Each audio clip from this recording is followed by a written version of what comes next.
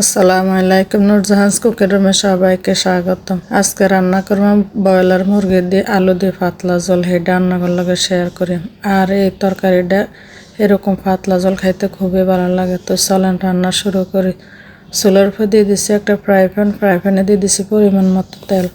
তেলকান গরম হয়ে গেছে, দিয়ে দিছি দুগা তেজপাতারে মাঝখান দিয়ে কাটিয়ে দিছি। আর দিয়ে দিমি এলাচ আর দারচিনি দিয়ে কিন্তু তারা হালকা একটু ভাজিলে আর তেলের মধ্যে এরকম করে ভাজলে সুন্দর একটা গ্রান চলিয়ে একটু ভাজা হয়ে গেছে। দিয়ে দিছি পরিমাণ মতো পেঁয়াজ এখানে প্রায় 1 কাপ পরিমাণ পেঁয়াজ দিছি, কারণ এখানে পেঁয়াজ বাটা ব্যবহার করি মেলা আগে দিয়ে পেঁয়াজ কম কুচানো কম দিছি। পেঁয়াজ দিয়ে একটু হালকা লাড়ি ছাড়ি লই। আর রাঁধতে গেলে এত ধোয়ার লাগে একেবারে কিচ্ছু দেওয়া যায় না, ক্যামেরা গোলা হয়ে যায়। কার লাগে এরকম আর একটু জানাই। একটু হালকা ভাজি লইছি, দিয়ে দিমি পেঁয়াজ বাটা। যেহেতু পাতলা ঝোল করি, বাটা মশলা দিলে খাইতে ভাল লাগে আর তরকারি ঝোলও একটু ঘন ঘন খুবই মজা লাগে। পেঁয়াজ বাটাটা দিয়ে একটু লাড়ি ছাড়ি লই। দিয়ে একটু ধনিয়া আর একটু জিরারে আমি বাড়ি লেছি হাড়ার মধ্যে। এই চেষ্টা করবেন এই পাতলা ঝোলে এরকম বাটা মশলা ব্যবহার করতে। বাটা মশলা ব্যবহার করলে খাইতে যেরকম ভালো লাগে, দেখতেও খুবই সুন্দর লাগে। পেঁয়াজখানে একটু ভাজি দিয়ে দিছি। আদা রসুন বাটা 2 টেবিল চামচ দিয়ে একটু ভাজি লেছি এখানটারে দিয়ে এদিন দিয়ে বাড়ি লেছি। ধনিয়া জিরা এখানটা দিয়ে দিছি, দিয়ে একটু লাড়ি ছাড়ি লই। তারা সুন্দর করে কষাই লই। আর চেষ্টা করবেন সবাই এইভাবে রান্না করলে একটু বাটা মশলাটা ব্যবহার করতে। বাটা মশলাটা ব্যবহার করলে খাইতে খুবই ভালো লাগে। একটু হালকা কষাই দিয়ে দিচ্ছি অল্প একটু হানি দিয়ে এই হানির মধ্যে দিয়ে দিই আমি পরিমাণ মতো শুকনা হলুদের গুঁড়া, দিয়ে দিই আমি এখানে মরিচের গুঁড়া। হানিকান যদি না দিয়ে দিই তাহলে হলুদ মরিচ ছড়া যার তরকারি কালার দেখতে ভালো লাগে না। আর দিয়ে দিছে পরিমাণ মতো নুন দিয়ে কিন্তু জলের লাগে একটু কষাই লই। সুন্দর করে কিন্তু কষাই লইছি। আর দেখেন কি সুন্দর লাগতেছে এখন। আর ঝোলগুলো কি সুন্দর ঘন হয়ে গেছে। আর এই ঝোলের তন ভালো করে কষানি হয়ে গেছে, তেলও ছাড়ে দিছে। দেখেন একদম মাখা মাখা হয়ে গেছে। আর উঠাইতে গেলে এটাতে ফিসলা খাই হয়ে যায়। রান্না করে মশলা কিন্তু দেখাইতাম হারিনি, খুবই সুন্দর। আর সব কিছু বাড়া তো এত সুন্দর একটা গ্রান বাইর হয়েছে। অনেক যে মাংস কিনটা আগে দিয়ে একদম ছোট না একদম বড় না মাঝারি সাইজ করে কাটে ধুই রাখছি। মাংস কিন দিয়ে জোলের লাগে মাংস কিনটা ভালো করে মাই জুই লই যায় না, একেবারে প্রত্যেকটা মাংসের সাথে মশলা কিন মাখা মাখা হয়ে যায়। আর এই কাজটা একটু সময় নিয়ে করান লাগবে। চুলার আঁচকান একটু কমানো আছে, যেহেতু পানি নেই নিচে দিয়ে হোড়া লাগে যেতে হারে। একটু পরে চুলার আঁচকান বাড়াই দিই, কারণ আস্তে আস্তে গোস্ত তো হানি ছাড়ি যাইব। আর একটা সুন্দর করে কিন্তু মাই লইছে চান প্রত্যেকটা মাংসের লগে মশলা মিলে গেছে। ওগা ডাকনা দিয়ে সুন্দর করে ধুই দিয়ে জাল করে নিয়ে অনেকক্ষণ ধরে কিছুক্ষণ জাল করে ডাকনাকে উঠাইছে। আর সুন্দর এমন একটা গ্যারান বাইরে হয়েছে। ধনিয়া জিরা যে বাটা দিছে ওটার গ্যারান খুবই সুন্দর। একটু উল্টে পাল্টা আবার একটু লাড়ি ছাড়িলে এত দুয়ালে ক্যামেরা খালি গোলা হয়ে যায়।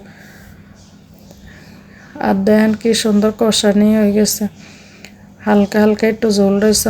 দেন আলু কাটি লইছে, আলু দিয়ে আলু আর গোস্ত কিন্তু ভালো করে কষাই লই। আর ব্রয়লার মুরগি তো এর লাগে বেশিক্ষণ মাংস কিন্তু কষাই নিয়ে অল্প কতক্ষণ কষাই আলু দিয়ে দিচ্ছেন। আলু গোস্ত সুন্দর মতো দুইটা সমানভাবে সিদ্ধ হয়ে যাবে। লাড়ি ছাড়ে ওকে ডাকনা দিয়ে দিছে, কতক্ষণ জাল করে লইছে। ডাকনা গাড়ি উড়াই আবার একটু লাড়ি ছাড়ি লই। মার দেন কি সুন্দর গোস্ত তখন তেল ছাড়ে গেছে। তরকারি কষানি হয়েছে মেন। ভালো করে যদি না কষা তাহলে তরকারি খাইতে ভালো লাগে না। ভালো করে কিন্তু উল্টে পাল্টে লাড়ি ছাড়িলে আর দেখতে কি সুন্দর লাগে। এরকম কার আলু দিয়ে পাতলা ঝোল খাইতে গোস্ত দিয়ে ভালো লাগে অবশ্যই কমেন্টে জানাবেন। আমার কাছে তো খুবই ভালো লাগে। প্রায় সময় আলু দিয়ে গরুর গোস্ত দিয়ে ঝোল করে, মুরগি দিয়ে আলাদা ঝোল করে খুবই মজা লাগে। আর ঘরের সবাই এই তরকারিটা অনেক পছন্দ করে।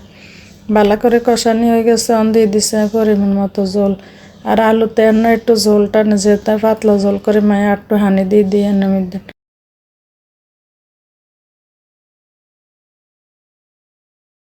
একটু হানি দিয়ে ভালো করে লাড়ি ছাড়ি লইছি। আর দেখতে ফানি লাগে যেন হয়ে যাইব, তখন একের ঘন হয়ে যাবে। আর ডাকনা দিয়ে কিছুক্ষণ জাল করে নিছে। আর দেখেন কি সুন্দর ঝোলতন তেল ছাড়ি গেছে, দেখতেও খুবই ভালো লাগতেছে। এরকম করে অবশ্যই আপনারা বাড়িতে রান্না করে খাইবেন আর কমেন্টে জানাবেন। কতক্ষণ লাড়ি ছাড়াই দিয়ে অনাই দিয়ে দিছে জাললে চাইর হাজার কাঁচামরিচের মাঝখান দিয়ে ভাঙি কাঁচামরিচ খান মাঝে মাঝে টাইমে কিছু অনেক আগে দিয়ে দিলে আমার কাছে খুবই ভালো লাগে, কাঁচামরিচের ফ্লেভারটা খুবই ভালো থাকে। অনেকটা ডাকনা দিয়ে আরও কতক্ষণ জাল করে নিছি।